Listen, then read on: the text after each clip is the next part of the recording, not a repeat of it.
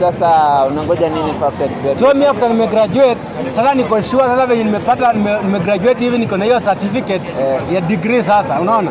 Sasa mimi niko sure sasa kazi nitapata kazi. Unajua kuna makampuni huku nje zinatafuta watu wanatafuta kazi, unasikia? Sasa mimi najua tu kuna makampuni huko tu zitaniandika kazi. Sasa nikishapewa kazi mwenyewe mshahara najua itakuwa kitu kama 250k hivi. Ndio chini ya hiyo siwezi fanya, unaona? So nikishaandikwa kazi by 1 month ama 2 months nimenunua gari kangu hapo hivyo. Unasikia? Umenielewa kufikia hapo? Sasa nanunua gari yangu na naendelea kufanya kazi by 1 month naendelea nafungua hata children's home yangu, unaona? Unaona sasa naachana na hiyo kazi naenda natafuta tena kazi nyingine, unaona? Ndio sasa si niko na degree na nimesoma, unaona? Unaona kama umesoma kampuni yote unaweza andikwa kazi, unaona?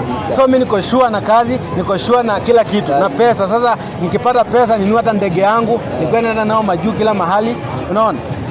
Hiyo ndio expectation yangu sasa. Sasa na umesema kozi gani sasa ili wasi wanakuangalia pale ili wajue huyu ndo tunataka? Mimi nimesoma hospitality. Mimi nimesoma hospitality, sasa nitakuwa nafanya kazi kwa mahospitali kubwa kubwa hapa Kenya hata international. Sijui kama umenielewa.